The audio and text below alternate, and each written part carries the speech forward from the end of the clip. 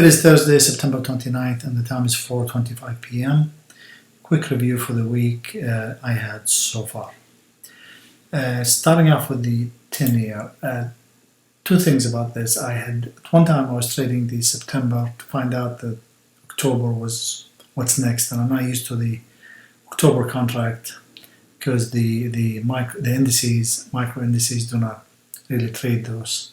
They trade March, June, September, and December, and this one had an October in there. So I traded one time the wrong contract, and then again I looked at it and found out that also that the spread is just not quite, not really quite there. It's too thin, and the spread is wide. So I'm just gonna skip trading this product, even though it had great opportunities. If you look at the 10-year note, I had taken this one.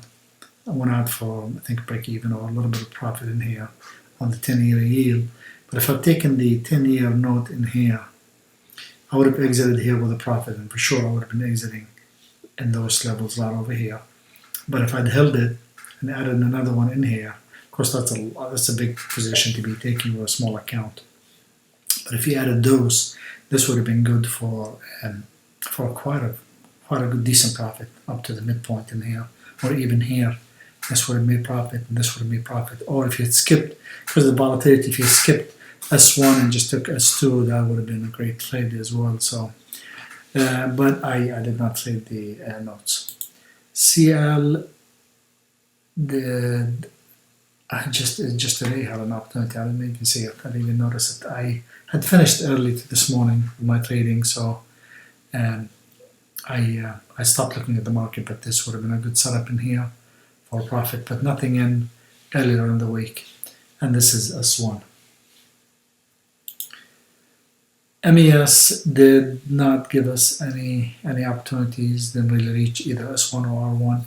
What happened is the previous week we had a lot of volatility the past few weeks, obviously. And what that will do is, to my calculations for this week, is it will widen the S1, R1, S2, and R2. And it makes it difficult for me to go back. But now that the volatility has narrowed a bit, next week those ranges will normalize and will become normal again. So I really had really anticipated, based on the most recent week, and my algorithm takes the most recent week in play, and saying based on most recent week, chances are we're going to really move, and we did, but not enough to be hitting those points on the MES. MNQs, same way, did not really quite hit either S1 or R1, so nothing set up with the levels. I did trade it with a different method that I'll mention briefly. Then the M2K did reach R1, and I did take a trade in here, and as you can tell, I covered in here. I think that day I was making money. I made my money in here somewhere, and my day was done, and I just forced that trade, and I said, you know what, I made my day, I shouldn't be trading, and I exited. But if I'd stayed with this overnight, this would have been a great trade for 27 to that's 24, 60 points, M2K points. MYN, the same thing, stayed in range until yesterday, reached that S1 and moved up from there. Would have been a great trade that I didn't take. Gold also, nothing down here, but it did give me an opportunity on the R1 once and twice, and I skipped both of them. Again, at this stage in here, I had made my day, didn't want to take anything overnight and worry about it. And in here also, I had made my day earlier this morning, and I didn't want to take anything in here. The 6A had given me an opportunity for an S1 in here at S1. Could have taken one here, added another one, maybe in here, maybe not. But either way, this would have made profit, and this would have made profit if I've taken that. I didn't take either one of those opportunities. The 6E also did the same thing. It moved at the open, and this would have been the first opportunity in here. That would have been made great profit immediately. Then the first test of the midpoint would have also made profit. Then S1 would have worked out really good with just a little bit of draw from 16 to about 30 pips. That would have given you at least 100 pips or more. And I mean, here I was already in the money, so I didn't take it. 6B, I had completely stayed away from the sterling, and for obvious reasons. This, with the news that's going on. But I did want to talk about it because even though it was a highly volatile instrument with a lot of uncertainty and a lot of fear and a lot of news, every setup on the British pound had actually worked and worked tremendously. It would have done extremely well. So we opened in here and we completely collapsed and crashed, and we went through S1 and S2, and obviously knowing that there's some news coming up and it's going to be very volatile news, I would have skipped S1. But even if you didn't skip it, you're taking one in here, taking one in here, both were taking a lot of heat. But it came back, or maybe a profit in both positions. Or if you just taken S2 only, you would have done extremely well. Then R1 could have done very well for you. Then the first test of the midpoint, well, this is the first test of the midpoint, so assuming you skip this, then we go down to S1 again. This would have made some profit. Then one down in here, you're taking a long in here, one in here, added to it down here, and obviously this done really well. And today this would have taken some heat, but I just have a feeling by tomorrow that this thing is going to be down here. So even if you're taking a short in here, you'll probably been able to cover it tomorrow in here somewhere for profit or at least a break even. So that's the mini British pound. Now going to the Forex, I didn't mark everything I traded, but I'll have a list of all my trades here at the end. But the AD CAD had given us a long in here for S1 that worked out okay. Nothing after that. The Aussie Swissy also had given us a long that would have done okay, but not much of anything. You would think by here you would have given up on the trade and exited, especially being a Friday, or you would have exited and break even in here somewhat. If I had taken it, I didn't take that pair. The Aussie, I put a long in here, didn't get filled and moved away without me. Then over here again, I added and took a lot of heat. Didn't get a chance to add to it. And I didn't add. I took a long. I took a lot of heat down here. I didn't get the chance to add, and both and this position did well. But if I had added, it would have been even better. Aussie Kiwi, I had taken it short in here on Monday. Took a little bit of heat and came down. I covered it in here. I didn't take it again. I'm not really sure why. I think it's maybe because it was late at night. Yeah, this is 8 o'clock at night. I really should have taken this one. I really feel bad about not taking the R2 in here because this is a very good setup. I'd have taken this overnight. I would have put the order in, woke up in the morning, and it would have been nice in the profit in here by 5, 6 o'clock in the morning. But I didn't take that one. So I marked it in here because I took it in here. I just want to talk about it. The ASEAN had given us a long on S1 that did well, that I didn't take. The CAD Yen, nothing. CAD Swissy, long, giving us maybe a little bit, but not much. I would have been thinking in here, this level in here, that's profit taken. So if I'd been long, I would have taken profit in here. But that pair I skipped as well. The Swiss yen, only a short maybe in here, and would have done okay. And now we are sitting on R1 again.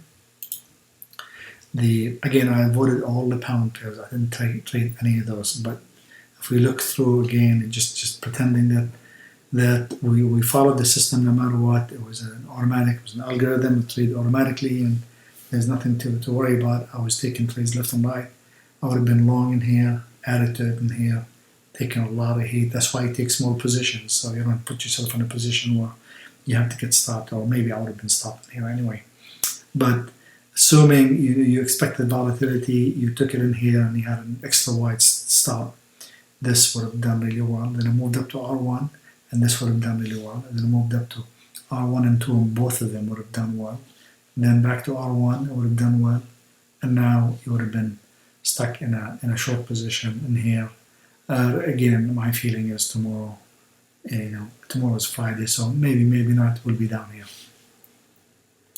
It did the same thing with the CAD.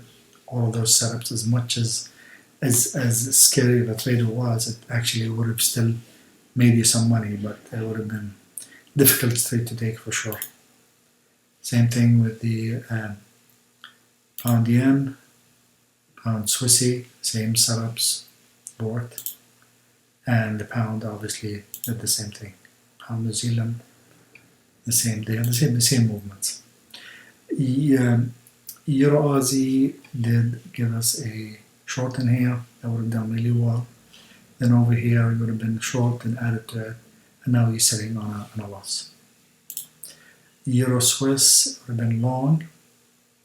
I didn't take it in here the open, I just didn't know what to expect. The market opened up, there was just a lot of news coming out and you have no idea how severe the move is going to be, so I skipped that Sunday night open.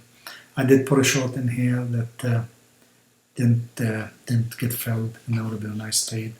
And in here, I was finished for the day, finished for the week actually, so I didn't take this one either. EuroCAD, I again missed this one. Would have been a great trade, and I did take the short and covered it in here. Then over here, by here I'm done with the week, and I'll show my numbers. I'm done with the week, so I didn't take any of those additional trades. And that's nice to have those weekly targets in place, because it prevents you from taking other trades that you have to exit on Friday. And if we gap up again tomorrow, or we continue to move up Friday, you have to exit. You don't want to have the weekend risk. So when you finish for the week, you're okay with your goal for the week, then you don't have to worry about those trades in here. Then the Euro New Zealand, the same thing. I took the short, covered it in here, then I retook it in here again and covered it here somewhat. I think about a break even or maybe at a loss when I finish for the week. Euro, the same thing. Sunday night would have worked out okay. Then again, I took a long in here that moved up. No, I didn't take a long. I put it in, and I think by here I was finished for the week. I finished early this week. I think I was finished here somewhere. And I canceled all my orders, so I didn't take this one. I was done for the week. But if I'd taken it, it would have been a good trade. Euro pound, just this one in here, and this would have been holding. And the same setup here. The British pound did the same crazy moves. I did put a buy for the Kiwi yen in here. It didn't fail. I mean, it was off by maybe 2 pips. I mean, maybe 1 or 2, just spread. 37, and I think I added 34. And 2-3 pips more, I would have been filled. I was just too greedy with my fill. This one worked out okay. But when it moved up again, I did take it in here. And when I finished everything, I think I exited here somewhere, or maybe at a break even or a loss. I'll look at the numbers here in just a little bit. We had a long on S1 for the QE CAD. That worked out okay. This is just a bad bar. This is just a bad tick, nothing here, so we didn't have anything in this pair. New Zealand, took a long, covered it, took another long, took a lot of heat, didn't add to it. And when I closed everything out on Wednesday, yesterday, I took it out of either here or here, I don't remember, but I was out of that pair. But it continued. The Swissy, I took a short in here. By the time I got up, I think, no, I just missed it somehow early in the morning and just took it in here. Tried to add, which would have been a nice add, didn't get the chance. Covered it in here for a gain. And no chance to add in here. The yen didn't do anything, and the CAD didn't do a lot. So I had a short in here. I missed this. I didn't add in here. I missed the spot. Then after I saw this, I put the limit in here.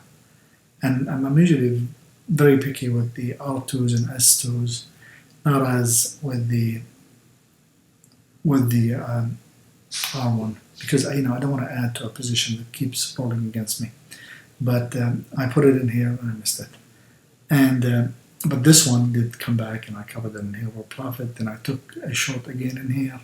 And when I closed all on Wednesday, I don't remember where, somewhere in here, I was out of the position with the CAD. So with that said, here's what I have for the Forex. Started off with the week in here, 26th, 25th. I didn't take anything Sunday night. Started off 36.30. I wanted to do 5% for the week, which is 5% would have been like $154 or something like that, or I can't remember. I think 170. And just 5% of 3630 times 0.05. I've been 181. Didn't quite make that, but at one time, with all the news and everything that's going on with the pound and euro and everything else, I decided 4.3% is good enough. And I went ahead and closed all in here at 7:40 on Tuesday. So I am up 4.3%, 159 from 36.30 to 37.84. That's what I start off the week with. I didn't add any additional positions for that. I have been trading the indices well also, and here's my daily goal. The goal is 250 a day now.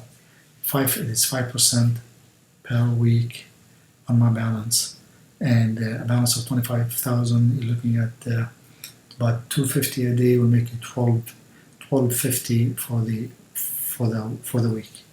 So it started on Monday. I had 248, and this is the rolling moving average. Basically, I want to make sure that I'm staying with the 250 daily average. So 248, then 27,301. That's 274.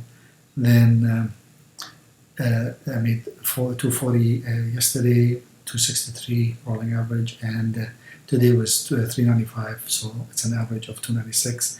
And we have tomorrow. If I make about $70 tomorrow early on in the morning, then I'm done for the week, and I'll go ahead and start trading. The trades are, let's see, I'm looking at I take snapshots of all the trades. This is the 26th, and this is the 10-year I was talking about, that I ended up taking a loss.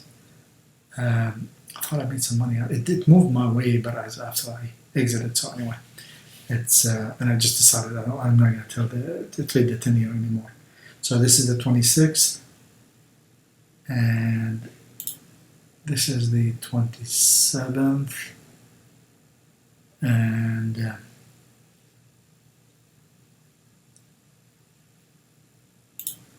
this is the 28th.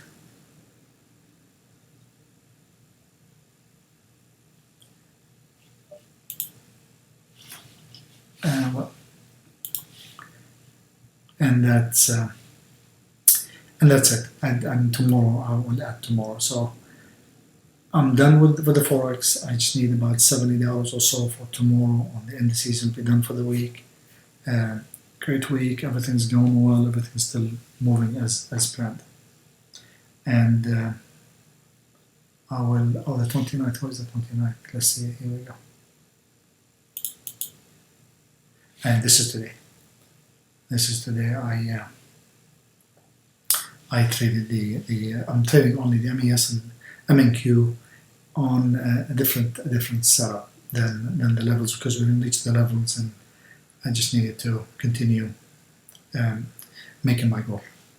That's it, and I will do this again next week.